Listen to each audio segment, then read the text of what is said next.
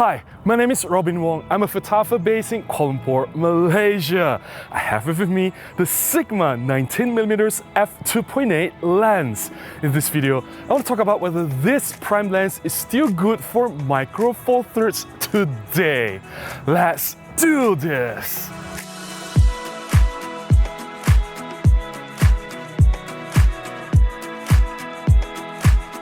This Sigma 19 F2.8 was launched more than 10 years ago. This particular version, the updated Art version, was launched in the year 2013. Back then, Sigma made a trio of prime lenses, the 19, 30 and 60mm F2.8, and they were originally designed for APS-C mirrorless camera by Sony. And then they were made compatible and ported over for micro four thirds mount, and because of that, there are some compromises, but we will talk about that a little bit later. I found one new in a silk box at a very good price I cannot resist. So I'm really curious about what this camera can do for today's micro four thirds system. I bought it with my own money. I mounted it on my OM system, OM1. I went out for some shutter therapy sessions, and let's take a look at some photographs first.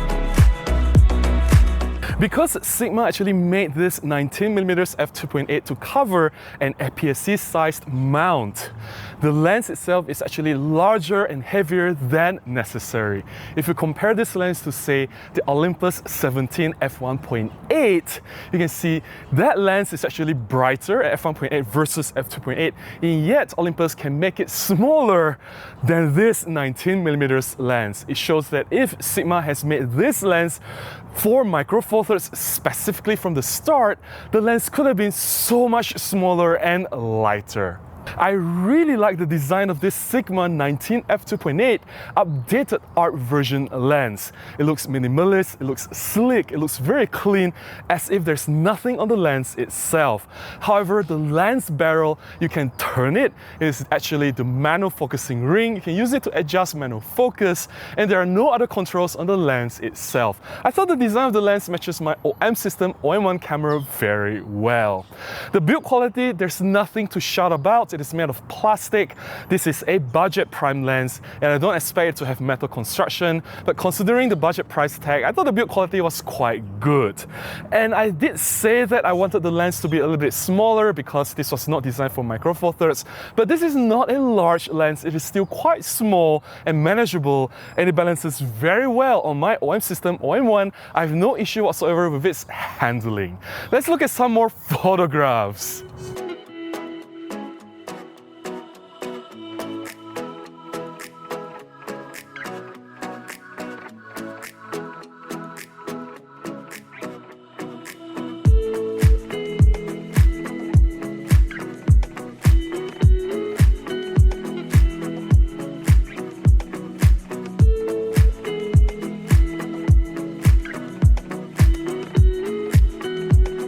When it comes to the optical performance of this Sigma 19 f2.8, I'm generally very happy with what this lens can do.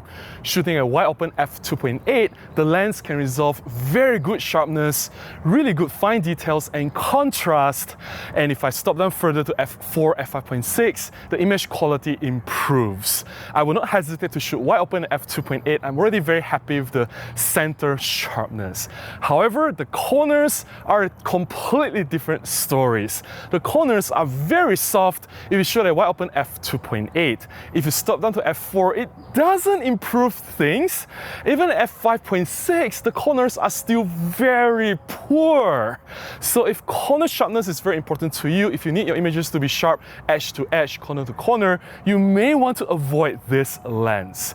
In terms of technical flow controls, I don't see any deal breakers. There's nothing too severe. I did see some purple fringing in high high contrast situations. Yes, the chromatic aberration can be a problem, but you can correct that in post, no issue whatsoever. There's some distortion, nothing too severe. Of course, there's flare if you shoot against strong source of light. The bokeh, it is okay. It is nothing to write home about. The starburst, the sun star effect is not really that pretty. All in all, there's nothing to shout about when it comes to technical flow control. This is a budget lens, but none of them are deal breakers as well. Generally, it is a good lens. The only thing that I'm really not happy with this optical performance is the corner sharpness.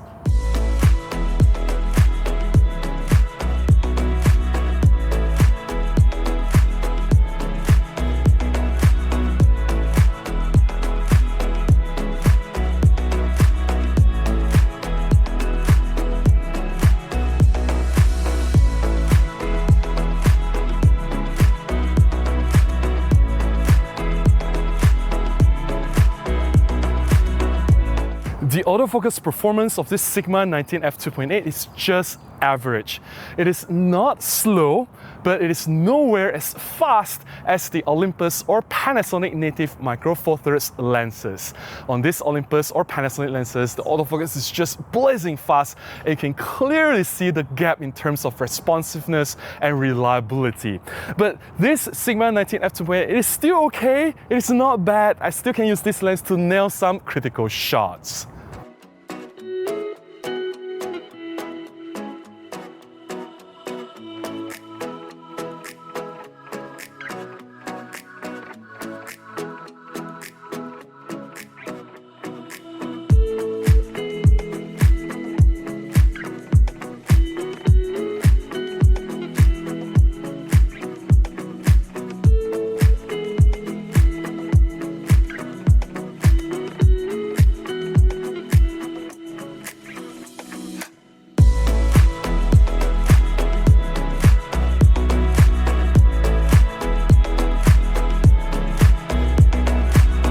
I can hear some of you asking, hey Robin, is it still worth getting this Sigma 19 F2.8 today?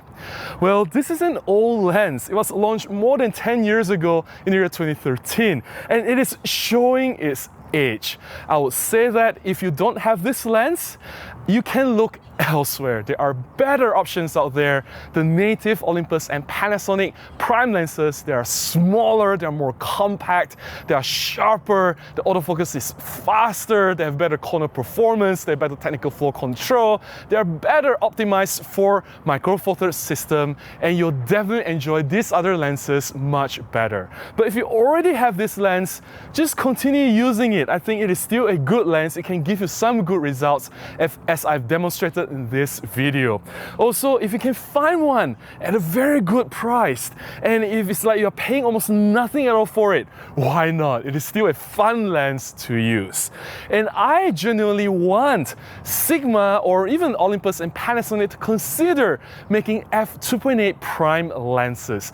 Make them really small, really compact, make them in the form of pancake lenses, and really put some good optical formula. We have corner-to-corner sharpness, very good technical flow control, very good sharpness overall, and autofocus, don't compromise. Put in the latest autofocus technology, and I think these f2.8 lenses, whoever makes it, will definitely sell really well. That's all I have to share about this Sigma 19 F2.8 lens. Have you used one before? Please share your thoughts and your experience using this lens in the comments below. I would love to hear from you. If you found my sharing beneficial, if you've enjoyed looking at my photographs, please consider buying me a cup of coffee, or you can contribute directly to my PayPal. Any small contribution goes a long way. It will definitely help me to make more content. Until the next one, please go out and take more photographs. Bye-bye.